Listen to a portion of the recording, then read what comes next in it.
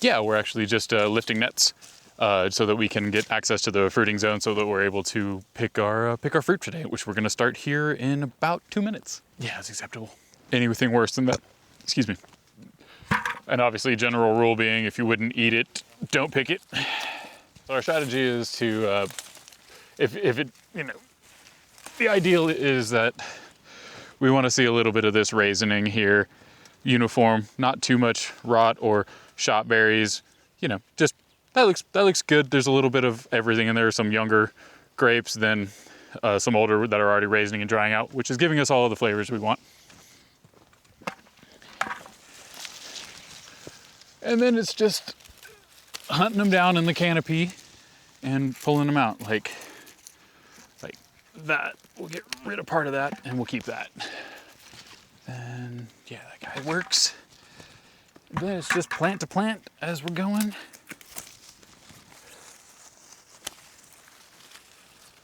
Looking clusters.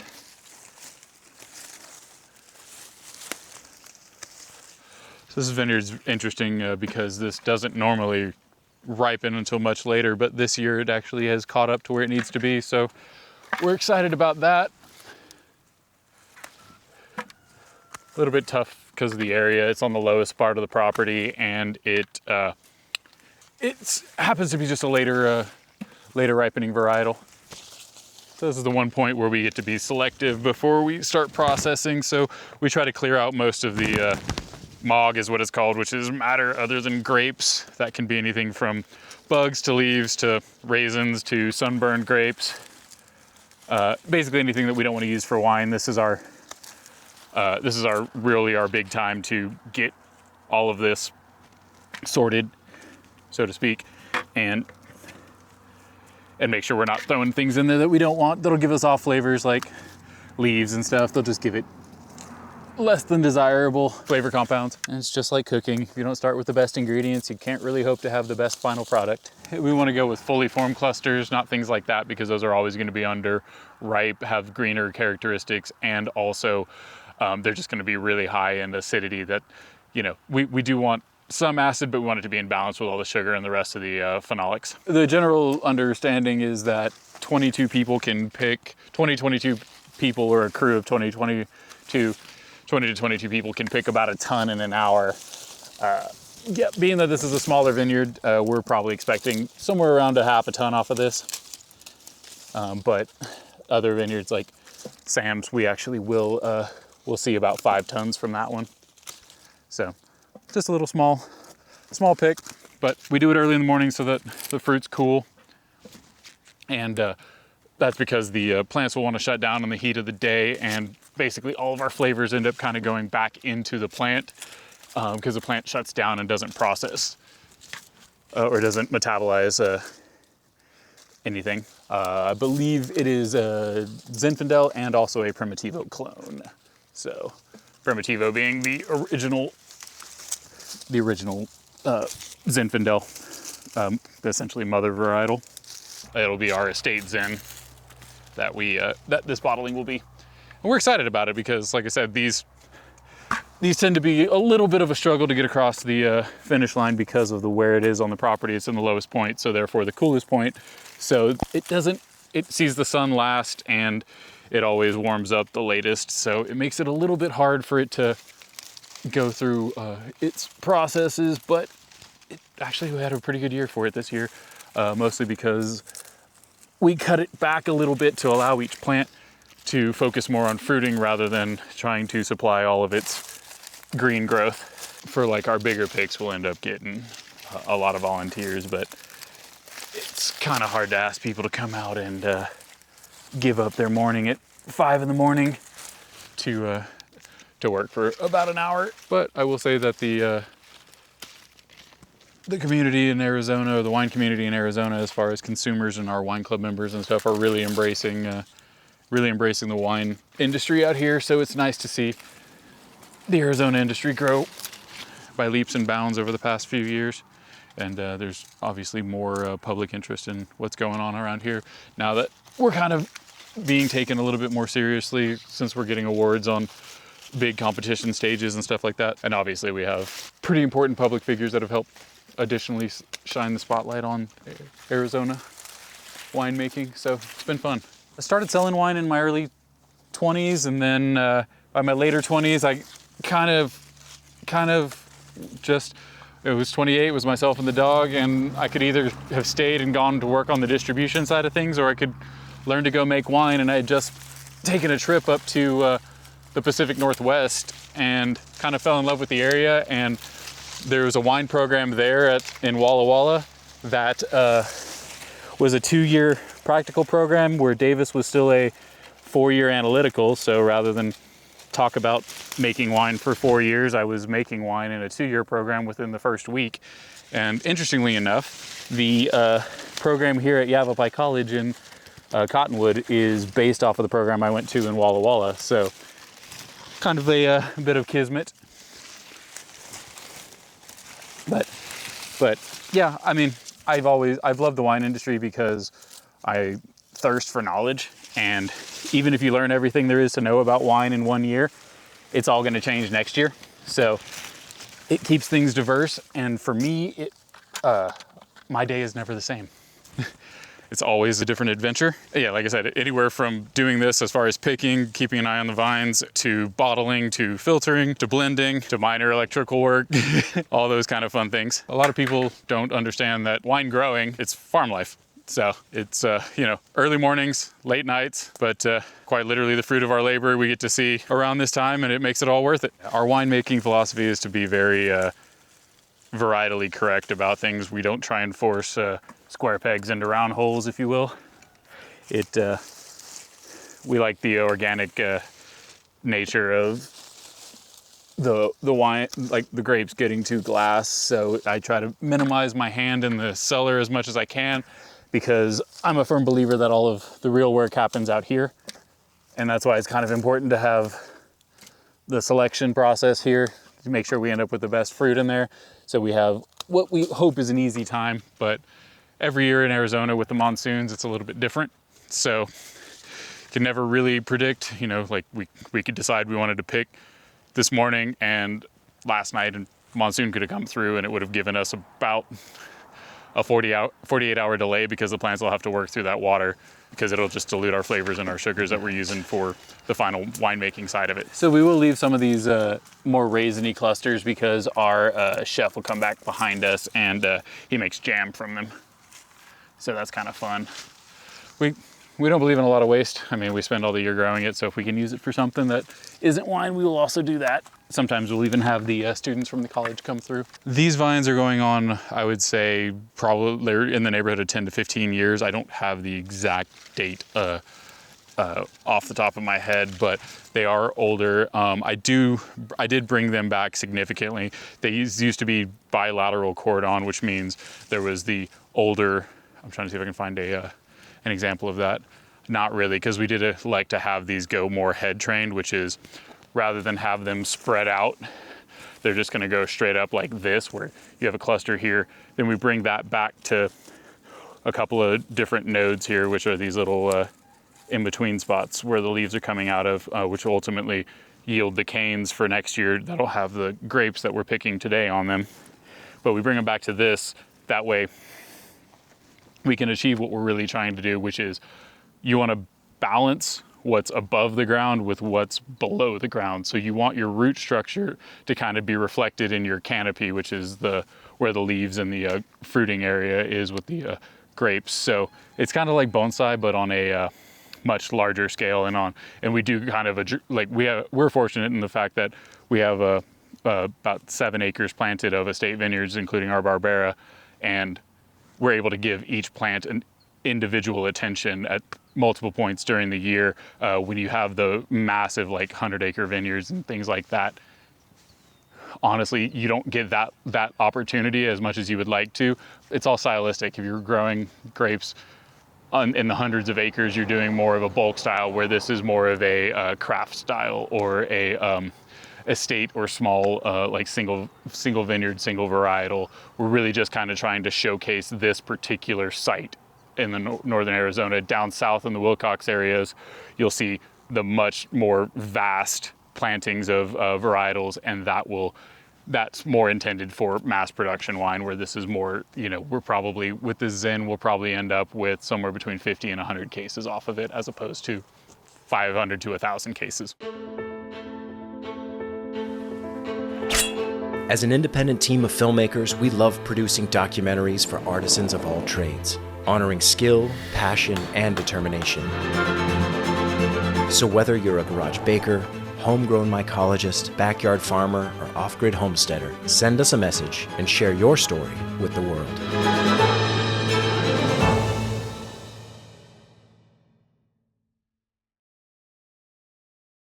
And the plants are really good about telling you what they want and where they are in the process. If I can find a good example, I'll show you what I mean. We do sample before we come out here and make the decision to pick, and those numbers tell us what's going on. So here's a good example. So we have the green stem going down to the cluster, but right where it connects or comes off of the main shoot, it's starting to lignify or go from the soft green plant matter to woodier, like older aged, harder, lignified is the word, wood. Basically what that is the plant is shutting down the pathway to send all the nutrients to the fruit. So basically the plant's already telling us, hey, I'm getting close to being ready. So that's why we're out here picking. Plants are really good about telling you what they want. If they want water, they start to droop. If they're missing something, it will always show up in what's going on. They don't have the ability to lie to you. It's a lot of repetition, so you just kind of go along, listen to music, and it makes for quite a pleasant day when it's not 115 degrees. So this is our one chance to kind of filter out all the insect damage, overripe clusters. We try to be as organic as possible. No pesticides.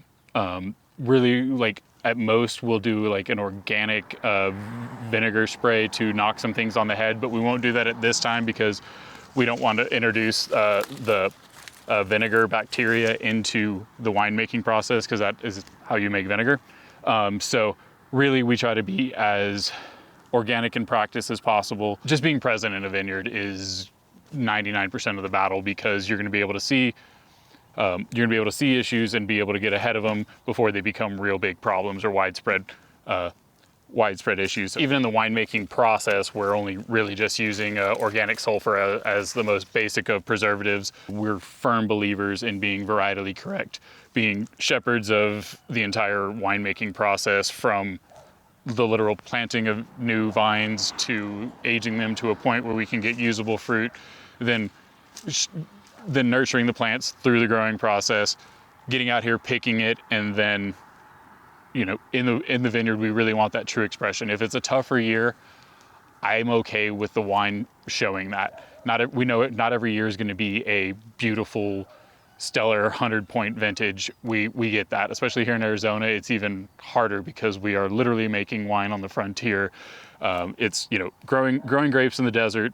Then we have the wonderful monsoon season, which happens right at this time when which is absolutely inopportune for us. But when Mother Nature's in charge of the front end of your business, you're going to be in for a roller coaster ride. So it's really just about having a plan A and then having a plan B and C, and even further down the road, because it's about being adaptable and just rolling with kind of the punches. But that kind of unpredictability is what makes it what makes it fun, but also those extremes and those tougher, harsher growing environments actually do create and concentrate flavors that are unlike anywhere else. And that's why that's why we're out here doing it, because it's pretty unique, it's pretty fun, and and unlike Napa and Sonoma, California, Oregon, Washington, the other prime growing regions right now, we can kind of do whatever we want, because we're out here writing the book, and it's fun. No one's out here, no one's been out here doing this much longer than, I'd say, 30, 40 years, I think, is the oldest vineyard in the area, considering we're hundreds of years in the other growing areas. So it's kind of fun. It's unique, and what goes on, what might work in one of the other prime winemaking regions absolutely will not work here, and vice versa. So we do see some interesting things, and in our winemaking, we want it to reflect what we're doing here what the soils are here, what the climate's like. All of that translates into the glass, and we're not trying to be California, we're not trying to be Oregon, we're not trying to be Washington. They have their own things that they're doing, and we're kind of keeping our eyes on our own work and making the best wine we can from start to finish. Yeah, see, like that is definitely, so there's going to be a lot of acid and a lot of green characteristics. The compound in there is predominantly in here is 2,3-methoxyl pyrazine, and that is one of the most recognizable compounds on the planet.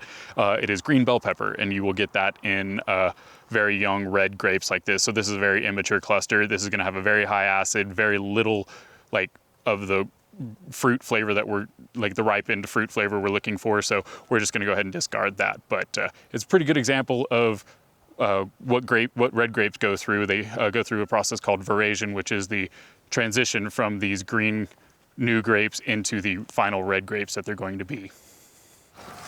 Chardonnay here also? Yeah, Chardonnay, unfortunately. Oh wait, yeah, it's probably ready. I'd like to go around and pick it and the rest of the square if we have time, and just do a little field blend. But like I said, I don't know if I have time for little pet projects like that with everything that's going on up here and down south. Not to mention we're picking you probably next Friday, if I had to guess. If I had to call it today, but I'll know more. I'm gonna check it Tuesday. Closer, yeah. I'm gonna check it again Tuesday. We'll leave the water off, see what happens for the weekend, and go from there. Like they keep playing around with the forecast. It's all over the place, so I can't say for sure just yet. And then we could get up to it and it could just rain on us anyway because it feels like it. I remember picking once when Mike and Deb were here. Mm-hmm. Bricks were perfect. We had half the field picked, and then it started raining. And she came out and said, "You guys got to go in. It's raining." And we went, "What? This is the best weather to pick in, and the grapes are perfect. Yeah. They're not going to change with some drops of rain." I think if you got your side, Sam, I think we're good on here. I think we're done. Forrest has got it. G3's been over on the other ones, so he should be almost done.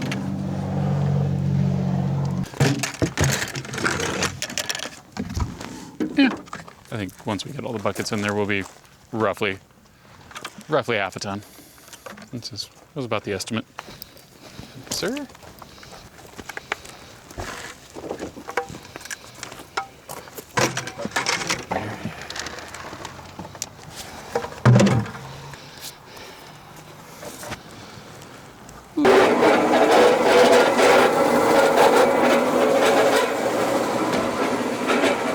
So what we're doing is destemming. It's basically taking the grapes, the berries, crushing them, so breaking up the berries, and then flinging the grapes off of the stem in the center of that machine there. So it's a destemmer crusher. There's a set of rollers on the top that crush the grapes, and then there's a long bar that has a bunch of little fins or fingers on it that are flinging the berries off of the stems.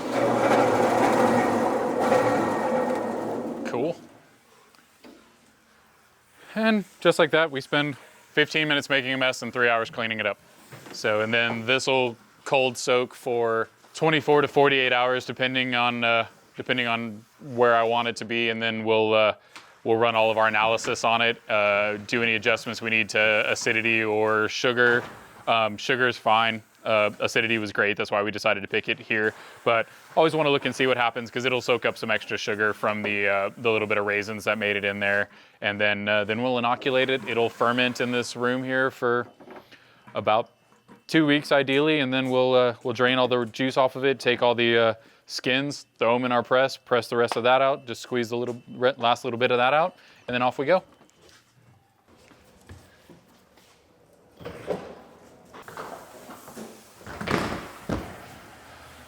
And that'll sit there. What we're gonna do is we'll add a little bit of sulfur, just hydrated sulfur, so that it keeps anything from growing during the 24 to 48 hour cold soaking phase. That just kind of keeps bacterial growth and yeast growth to a minimum. takes care of anything that might have come in from the vineyard. And then what I'm also gonna do is I'm gonna go ahead and gas the head space in here. So the empty space between the lid and the fruit with argon gas, because I want to get the oxygen out of there, because that's what these microbes and bacteria actually like. They need that to live as well. Plus also this is just a bin full of food for them. So we sample this vineyard in 2 different portions because of the way that it is on the hill. It sits on the hillside.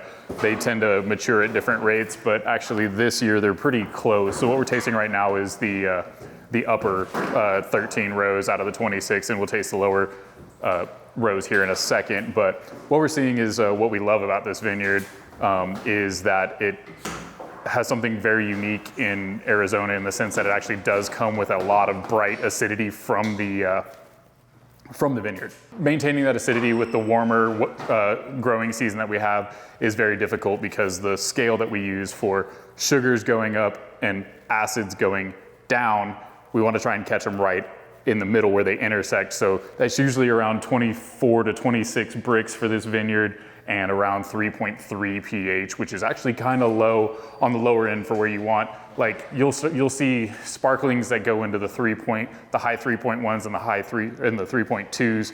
3.30 is a really brisk white wine right now. So regardless of where we pick this, probably in about a week, where it lands, it's going to be in that 3.3 range, and it's going to be a very vibrant, lively red wine. This is going to be a lot more fruit driven. It's going to be brighter characteristics than it has been in the past years, where we do have like a little bit darker, woodier, earthier notes in previous years. I think this is going to be a throwback to the 2020 vintage, where it was really bright.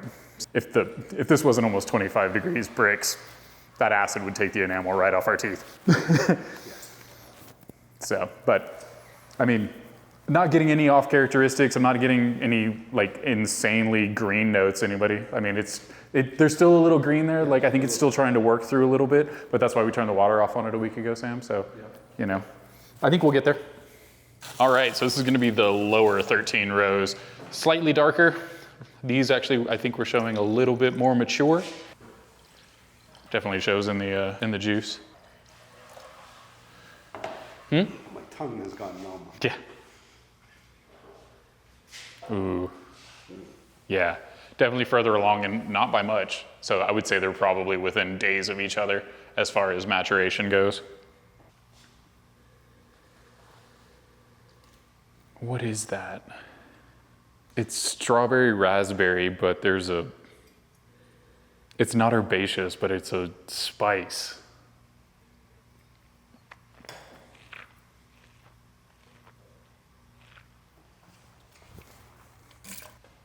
Sweet tarts. Yes.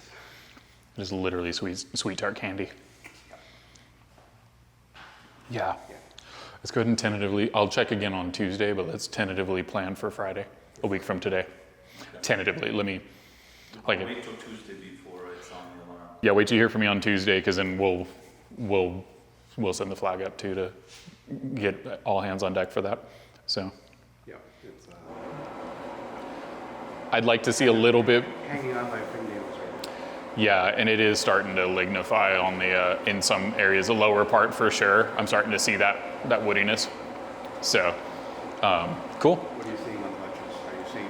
Now they're beautiful, and I mean, seeds look great. If you want to, where did I put? Oh, there it is. Yeah. So Sam, yeah, you want to see the seeds here?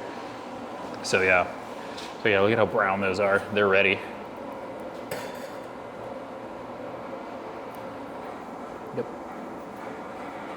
So. I don't see any green left on it. I don't. Yeah, outside of the little encasement, but they're breaking apart, no problem. They're close to ready. You wanna grab a picture of this? Oh no, you're just grabbing your. I think we're, like I said, we got to get through a little bit of that acid, because it's gonna be, as you can tell, it's still a little bracing, but I think we're pretty safe next weekend. Progression-wise from when we last tasted it.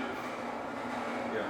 Now that it's worked through some of that water, I was actually shocked to see the bricks so high with the pH being so low, but knowing that historically this vineyard does that anyway, something that we absolutely have to take into consideration, and I think it'll give us the flavors that we're looking for. I think the upper part's going to catch up with the lower part, and they're both, the lower part's going to give us those brighter, younger flavors, and the upper part's going to give those brighter, younger flavors, and the lower part's going to like complete the whole picture with the darker, fruitier notes. Hire us to tell your story. As an independent team of filmmakers, we love producing documentaries for artisans of all trades, honoring skill, passion, and determination. The fruits of our labor literally creates happiness. Founded in 2020, we harness our collective experience and enthusiasm for storytelling to deliver content that resonates with viewers on every level. Think big and think outside of the box. We avoid the constant noise of clickbait news and outrage headlines, instead crafting more intimate narratives that touch on the purpose of life itself. Stories that not only inform but also inspire, whether it's the art of agriculture, the science of fermentation, an innovative garage startup, or the intricacies of off-grid living. We're here to explore it all and invite you to join us in the discovery. You're just working with what you have at hand instead of having unrealistic expectations. We know the world is brimming with hidden stories waiting to be told. These are tales of ordinary people doing extraordinary things. The biggest thing is to realize that there's nothing that you can't do. Embodying the American spirit that with hard work, dreams really can come true. So whether you're a garage baker, homegrown mycologist, backyard farmer, or off-grid homesteader, send us a message and share your story with the world.